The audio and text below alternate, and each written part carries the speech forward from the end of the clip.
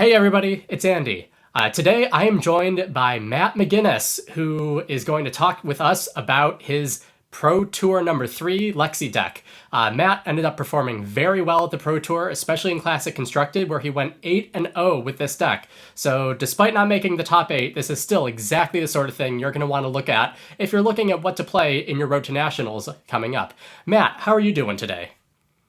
I'm doing good. I'm happy to be here. I'm just excited to talk about the deck. Before we get into the deck, do you want to just give us and our viewers a little bit about yourself? Yeah, my name is Matthew. I play Flesh and Blood full time at the moment. I'm on Team Magnolia, and I just love playing Fab. All right, Matt loves playing Fab. So do we all. So you said that Lexi is the best deck in the format. How did you end up deciding to play Lexi? What considerations for the meta led you to this deck and deciding that it really was the best deck to play? Yeah, so going into Outsiders, I was looking at a really early event in Chicago, and I was just looking at something that I wanted to play at that event. And I initially was playing Azalea in this meta, but throughout some early testing, we realized that Azalea doesn't have as good of an Oldhim matchup as we thought. And so I started to pivot off of Azalea and look at other things in the meta, such as Oldhim and Lexi and Dromai. And at the end of the day, me and my team came to the conclusion that Lexi is just very powerful and it's doing damage that's above rate of every other deck in the format. Yeah, above rate damage tends to be the way to win when you have a math based game. How did the process of building this deck end up going for you? Was it something that your team ended up doing together collaboratively? Were you the primary architect and then everyone in your team either followed or used different ones? Or did you all use different decks? I didn't pay too much attention to Magnolia overall.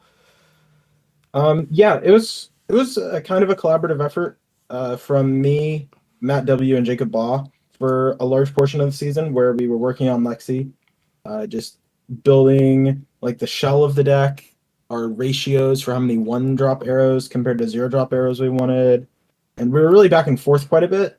And as we got closer to the Pro Tour, all but one of the players on our team settled on Lexi, and we were all just a few cards off of each other on some different tech choices, but for the most part, our core is the same. All right, that sounds good. Before we get into the cards themselves, you want to tell us how your time at the Pro Tour went.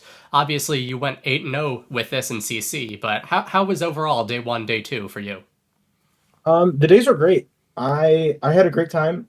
Star City Games and Legend Story Studios put on an amazing event.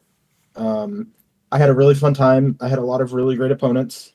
My drafts didn't go as I expected, but sometimes that just happens when you're not prepared enough. Hmm.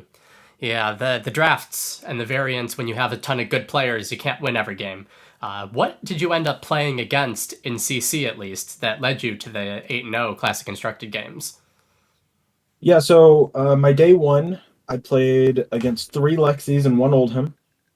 And on day two, I played against a Bravo, uh, two Oldhims, and a Briar. Okay, so quite the mix over there. Yeah. All right. Well, that all sounds pretty good. I know everyone's been waiting to hear. Why don't you tell us about your deck and your Lexi deck? We have the link to the deck list in the description below, but Matt, of course, has his playmat on the screen, and he'll be guiding us on. Yeah, so everyone's seen a Lexi deck tech 100,000 times. Voltaire's clearly the most powerful weapon for Lexi at the moment. With the twice per turn instant, it can allow you to just do more things than most other Ranger decks are doing at the moment, especially with New Horizon giving you two Arsenal zones. Um, my list is a little different in equipment because we're only on Quiver of Wrestling Leaves and we're not on Quiver of Abyssal Depths. Going into Richmond, I was just on Quiver of Abyssal Depths uh, because I thought that it was just worth having something on the board in case I ever needed it. And at that event, I never used it, but leading up into the Pro Tour, I used Quiver of Wrestling Leaves quite a lot as just like an extra bullseye bracers in the late game, and it ended up being one of the most powerful cards for me on the weekend, winning me two games against Oldhams. And in my boots, I have two different boot options in this deck. At Richmond, I was only on Snapdragon Scalers, but going into Baltimore, I realized that I wanted to shore up some of my more aggro matchups, like Azalea and Bravo and the mirror match into Lexi. So we brought in Perch Grapplers into the deck, and they worked really well this weekend, saving me from taking a Remorseless in one of my mirror matches. Nice. Are the perch grapplers primarily for the defense, or do you ever use their ability as well? Um, in testing a bit leading up to the event, I use them for their ability every now and then when I would just like flood really hard on a three of a kind turn. But for the most part, it's just for the block value. I don't think I ever activated them during the Pro Tour. Okay. All right. Well, that's definitely a Lexi equipment suite here, and it worked pretty well for you. What other key cards and decisions factored into the deck? Are you running more of a fuse list, more of a element style? What did you end up doing, and why? Yeah, so this weekend, it was a pretty fuseless deck. I don't think we have a single card in the deck that says fuse, but we do have a few ice cards and lightning cards because they're just so powerful to play whenever you play them or whenever you flip them up from Lexi's hero power. One of the main ones this weekend was Blue Winter's Bite. I think this card is potentially the strongest blue in the deck because it can be as strong as a Codex into decks like Dromai, where they're playing like 80 to 90% reds in their deck, and you flip it up and you give them a Frostbite, and then you play it and you strip a card out of their hand.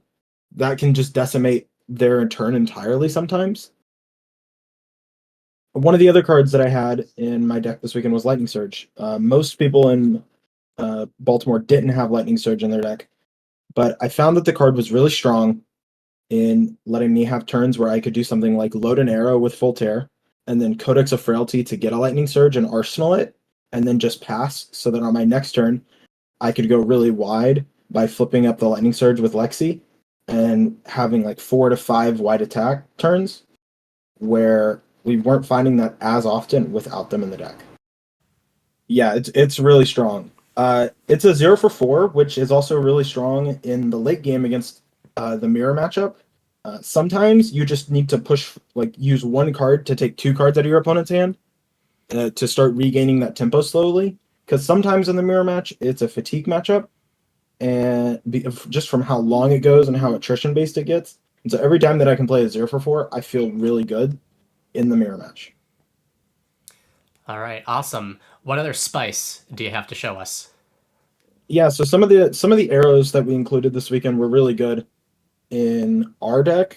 I know some of the people on my team were only on one of, some of them were on two of, and some of them were on three ofs for these. One of the big ones is Withering Shot. A lot of the people this weekend were on Frailty Trap to have an edge in the mirror matchup, but in testing, I felt like I wanted just to have really strong arrows and do really aggressive things instead of like playing from the back foot ever. So instead of playing Frailty Trap, I just played the Withering Shot. So I'm still giving them frailties, but while I'm still attacking them. And this really helped out in the mirror in the mirror matchup. I think this ended up being my best target off of Codex of Frailty. Anytime that I was like, I just needed to do one more thing, but my opponent kept a really big hand, and I was worried that I was going to take 3 or 4 attacks. I was just like, all right, well, here's a Withering Shot. I like gain 4 health or 5 health sometimes. Yeah, and And one of the unlike other big ones. Yeah. the frailty tokens, they do stack, so that can be very effective off the codex for sure. Yeah, I had one of my games, I gave my opponent 3 frailty tokens, and they had 3 blue arrows in their hand and didn't block with any of them on the first attack. And I didn't play a second attack in that turn, and they practically just passed to me. Nice. That's a fun way to turn things around. One of the other big arrows that we have is Hamstring Shot. Um, I was looking at the list that made second at the Calling Auckland earlier this year, and it was a Lexi list, but it was an Ice Lexi deck. But I was trying to gain inspiration from the things that they were doing in their deck that weren't Ice, and some of the more generic arrows that they were playing. And the way that they explain Hamstring Shot really well is that it's essentially a Frostbite without having to fuse. And the more that I thought about it, I found that this was one of the best arrows into Oldhim specifically, because quite often they'll hold an Endless Winter, and a blue when their tunic is at 3, so that they can just do a 2-card 8 with Endless Winter at you. But the hamstring shot can kind of just strip that out of them, same as a fatigue shot can by cutting it in half. You just tell them, you don't have the resources to do this anymore. Give me your cards or take a bunch of damage and pass. And sometimes randomly it can just turn off their Titan's Fist, which can just buy you more time in the mid game. Oh, very nice. Yeah, I haven't seen too much hamstring shot lately, but I'll definitely have to start checking that out. Yeah, it was really powerful. I think it's also I think it's one of the best arrows in the deck. It's also really good into Dromai. If they block with their entire hand and you just hit them with a hamstring shot, or they're holding one card like a Sigil of Solace, and they blocked with the rest of their hand, if the hamstring hits them, they don't get to attack with their dragons unless they have a card to pitch for the first one and a way to still give them all go again. Makes sense. Some of the other key cards that we had this weekend in the deck ended up being Codex of Inertia. Mm-hmm. Leading up into Richmond a few weeks ago, I did not see anyone talking about Codex of Inertia in this deck at all. Much less people talk about this deck at all. But I was trying out Codex of Inertia just to see if there was any other cards to make the deck better and to push it way past Azalea and Oldhim in the meta at that time. And so I was looking for utilities to make the deck better into Oldhim, and I found Codex of Inertia pretty early on. Every time that you can strip a card out of Oldhim's hand, you're probably forcing damage onto them.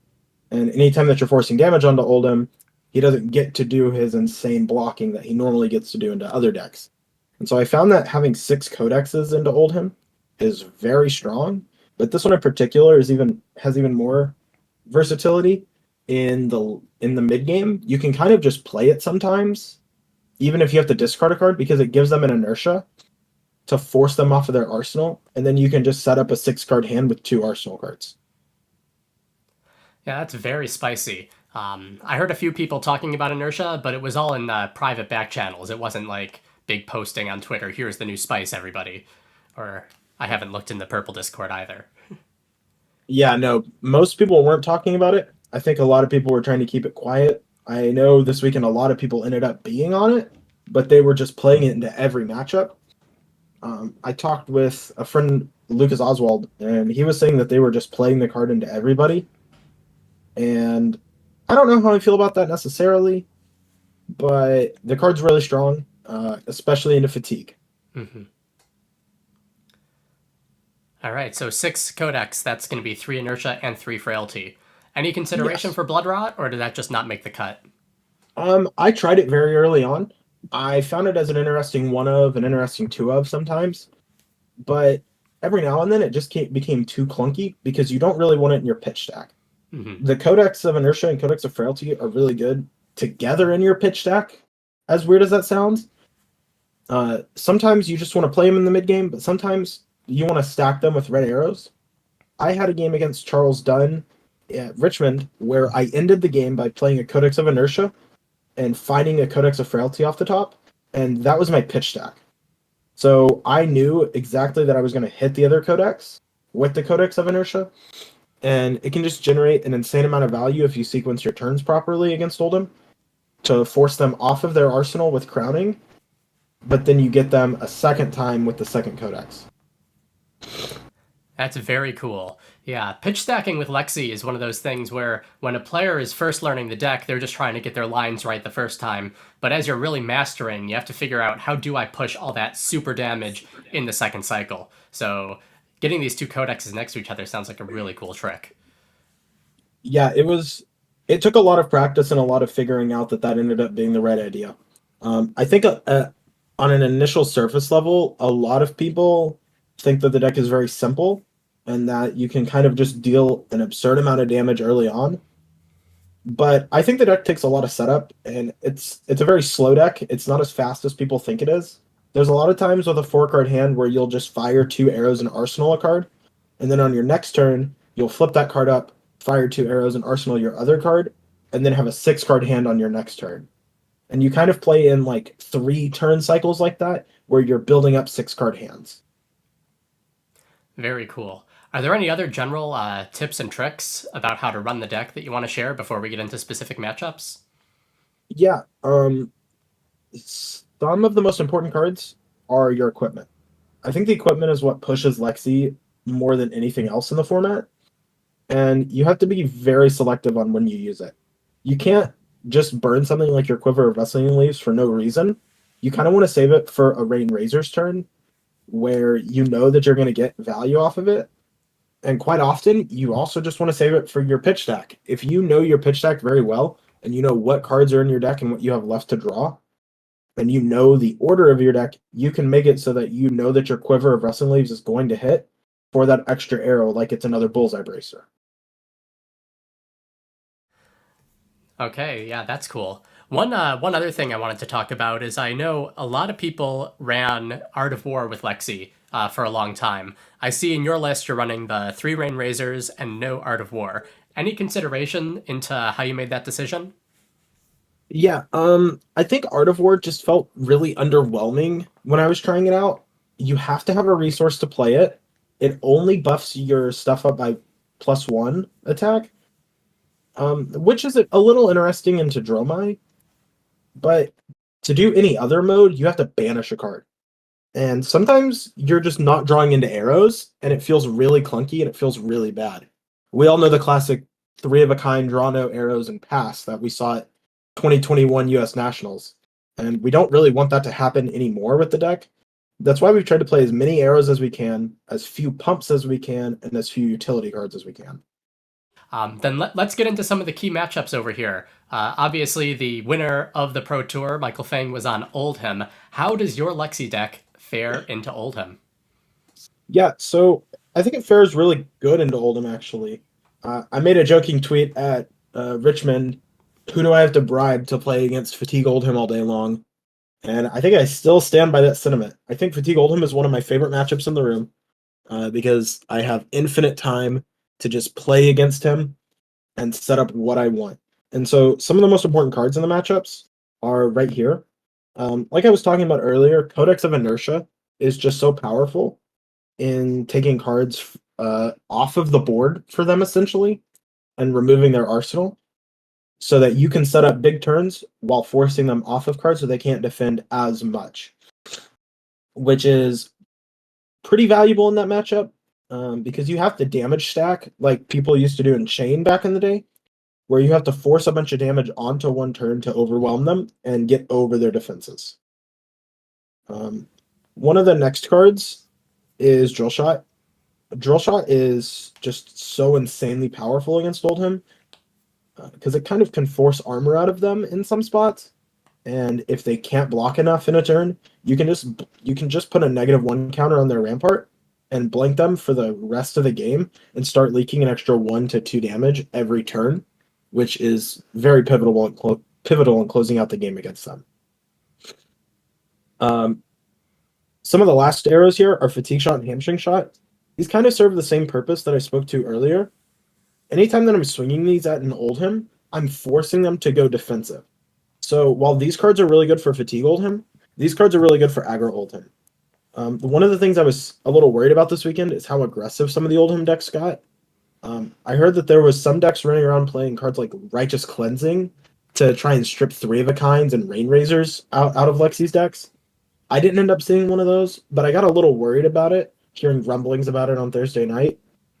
So I ended up settling on 3 Fatigue Shots and 3 Hamstring Shots, because they're just so powerful into Oldhim. Any taxes and any effects into that deck will either cause you to leak damage into them or cause them to get off of their disruption, like Endless Winters or Choke Slams or anything like that. Sometimes you can even get them to block with their Command and Conquers and their Pummels, which anytime that they do that, you're just feeling really good.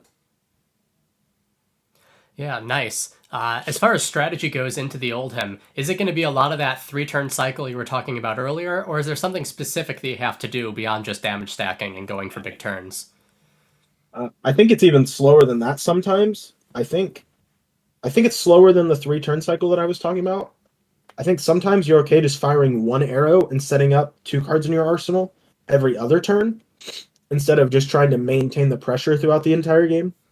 Because every time that you have a 3 arrow turn against them, you're leaking a couple points of damage and usually one on hit, or you're taking them off of their arsenal, which can lead into doing more to them in the following turns.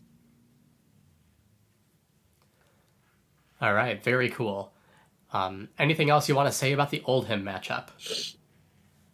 Uh, I think a lot of people had a lot of misconceptions going into the weekend. A lot of Lexis were scared of Oldhim from what I heard, and I think they just need to reevaluate the matchup slightly and try and play a slower game where you stack up more damage on one turn instead of trying to leak like 1 damage every turn off of your 4 card hand. All right, great advice, Matt. Moving on, Oldhim won the Pro Tour, but we also had a few other heroes in the top 8. Dromai, notably, Michael Fang played against 2 of those before he ended up winning. How does Lexi fare into Dromai, and what have you done to really hedge that matchup? Yeah, so Dromai is the only deck in the room that I'm actually scared of. It's a pretty hard matchup, but if you do the right things, it can definitely be winnable. So this weekend, I ended up settling on 4 poppers. I was on 1 down and dirty and 3 battering bolts. Some of my teammates were on 2 down and dirty and 2 battering bolt. One of us was on 3 down and dirty and 1 death touch. But I ended up not liking death touch as much. I didn't like how I couldn't play it from hand. I couldn't load it with Voltaire. I was forced to either block with it or I was forced to arsenal it, and I can't rain razors it either. So I ended up not loving it. Battering bolt played really well for me because sometimes in the Dramai matchup you just want to put on a lot of pressure and kill them, and you play a 3 of a kind with a rain razors and you draw into a battering bolt, and it feels a lot better than drawing into another down and dirty or a death touch that you just can't play that turn. The one of down and dirty though felt really good. Luckily, I didn't play any Dromais this weekend, but there's a lot of times where you can just play a Codex, get the down and dirty back, and pass. A Codex of Frailty, and you get the down and dirty back, and you pass, and they're forced to just not use their dragons or only use their ashlings because they know that you're going to pop one. And then you can kind of flip it face up with Lexi and just leave it face up in your arsenal for a while and save yourself from their dragons. Yeah, that's really cool. Yeah, it's really strong. It plays really well, and I really like how sometimes you also just draw it off of a ponder and you get to arsenal it and they don't even know it's there, and you just get to get them from arsenal. Some of the other cards that were really strong in that matchup this weekend were Winter's Bite and Lightning Surge. These cards, weirdly enough, serve very different but similar purposes to just being very efficient and utilizing Lexi's hero power. Winter's Bite utilizes her hero power by giving Dromai the Frostbite into control Dromai that's not as strong, but into a more redline version like Mara Ferris's deck. It can just obliterate their turn sometimes when you get to strip a card from their hand and you get to give them a Frostbite. The Lightning Surge, on the other hand, is very strong in the sense that you can kind of just kill a Mira guy with it or kill a Chromai with it very freely, and it doesn't feel like you're sacrificing anything since you can play it as an extra card sometimes, since you don't have to play it from Arsenal. The other biggest card for the weekend for Dromai, I think it ended up being Arctic Incarceration. I had several of my teammates just win games because they played an Arctic Incarceration on Dromai, and they were forced to keep a no block in their hand, or they were forced to play a sigil on my teammates' turns instead of on their own turns for all their dragons. And you can kind of just put them into awkward spots and essentially take an extra turn by forcing them to do nothing and keep a card or 2 in their hand. And it's just such a powerful card when you flip it up and then you play it and give them 4 Frostbites. Yeah, the red Arctic Incarceration definitely feels like the tech of the weekend. I saw a few of those play very effectively into Dromais. And so you're running 2 of those. Yeah, I'm on 1 down and dirty, 3 battering bolts, 3 Winter's Bites, one or two lightning surges and two arctic incarcerations in my deck. All right, sweet. Anything else you want to talk about for Dromai? Yeah. While often we just talk about the cards that are good into a matchup, I wanted to highlight a card that I think is very bad into Dromai. Um, when I play my Dromai matchups, I was a little scared of getting Tomultai played against me and blowing up my New Horizon. And I've seen quite a few people playing Heatseeker into Dromai still, just because it's so powerful to draw the card. I personally ended up cutting this card in the Dromai matchup this weekend.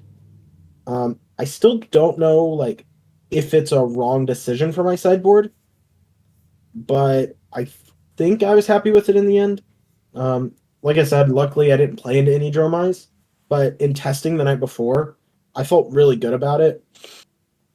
Just not being able or not being stuck with an arrow that I can't play or don't want to play, because when they blow up your New Horizon, you're down to only one Arsenal zone instead of having two Arsenal zones, and you could just get an arrow and they go pass, and you can't attack with anything except that one arrow in Arsenal.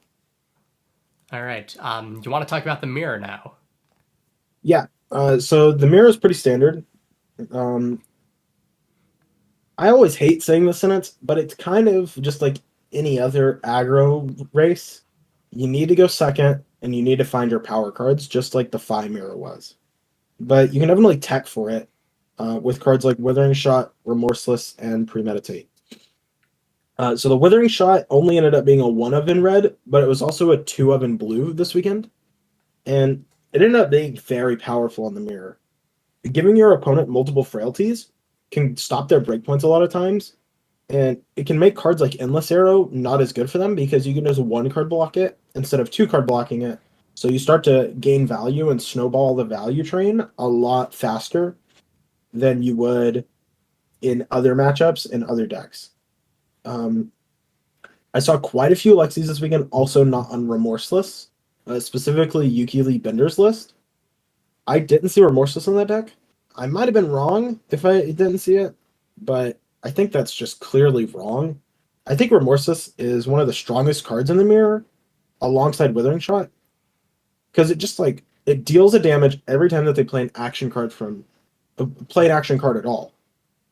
And Lexis can often go three of a kind into one arrow, into another arrow, into another arrow, into another arrow, and then you're dealing like 5 damage on top of the damage that the arrow is, which can just gain a ton of value and drain your opponent for holding all their cards and taking damage.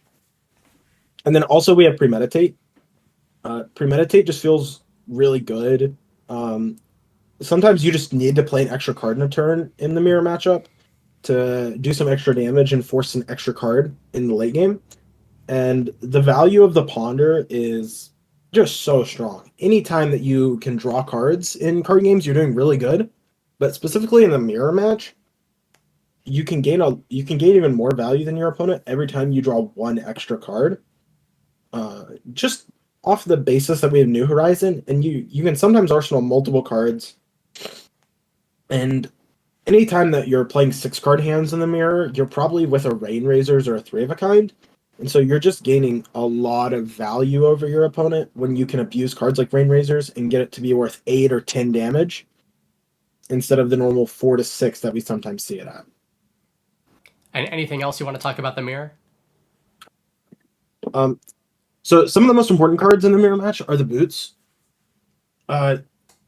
Sometimes you ended up realizing when you're playing the mirror that you wish you had Snapdragons more often to play an extra Endless Arrow with a Rain Razors. And so we ended up as a team coming to the conclusion that whenever we go first, we want to present Perch Grapplers to kind of stop an on hit to come back into the game a little more. But whenever we go second, we want to play the Snapdragon Scalers just to maintain our pressure and maintain tempo in the game whenever we find that Endless Arrow Rain Razors to just push more and more damage and just push our damage harder onto them to maintain our advantage to close out the game.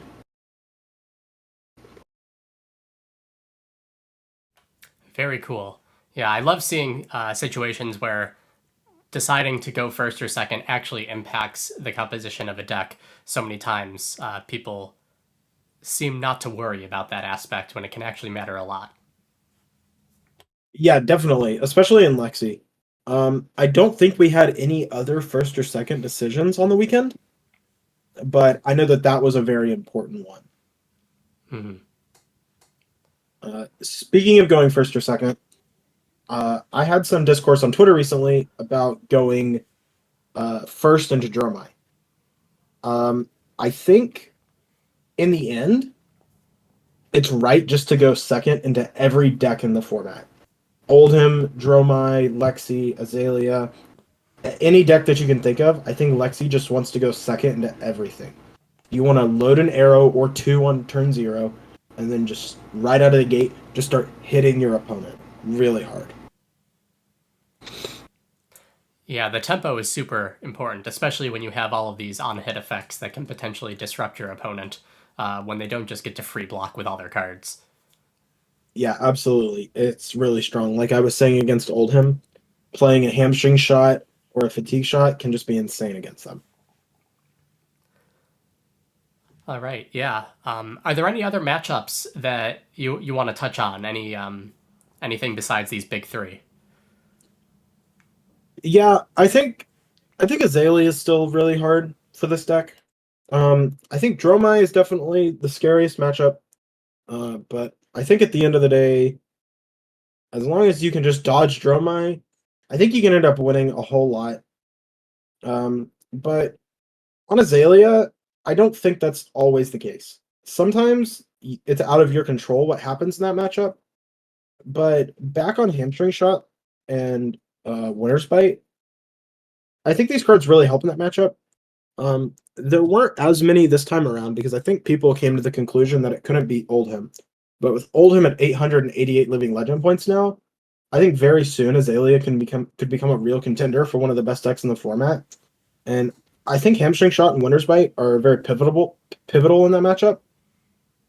Hamstring Shot sometimes can just like strip an extra card out of their hand when they want to fire an arrow, which could be the difference of 3 damage or not extra on top of their arrow, which is just so strong. Anytime that you're stripping cards out of Azalea, they're not doing what they want to do, even worse than it is for Dromai.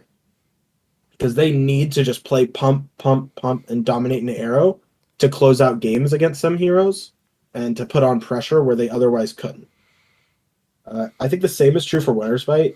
Anytime that you just get to put 1 resource tax on your opponent, or even 2 from playing the Winter's Bite, you gain a lot of advantage in those matchups, and they're not playing as many pumps, so you're not being forced to take red in the ledgers as often.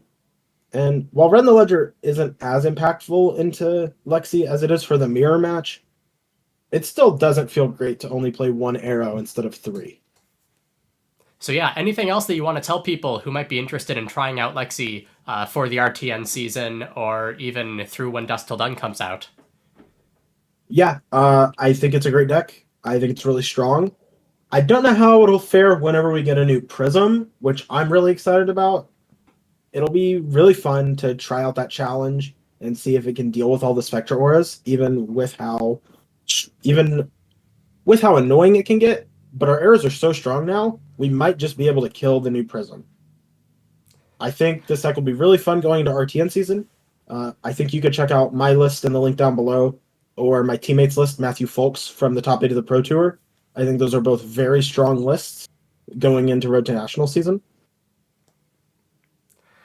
Yeah, I'll definitely be considering Lexi. I've been practicing with Oldhim and Dromai, but I haven't really built the Ranger myself, despite having all the cards. So, you've inspired me, Matt. Maybe I'll run some reps and see if I can learn this up over the next few weeks. I can't wait to hear about how you won your RTN playing Lexi. Oh, I hope so. Anything else that you want to tell the viewers? Any shout outs to people or your teammates or your Twitter? Yeah, I just want to give a big thanks to my team, Magnolia Gaming. I want to give a big thanks to all my teammates, especially Matt W.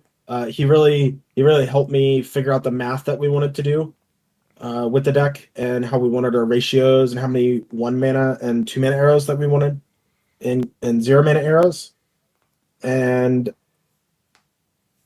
I also want to give a big thanks to Matt Folks, Jacob Baugh, T. Tebow.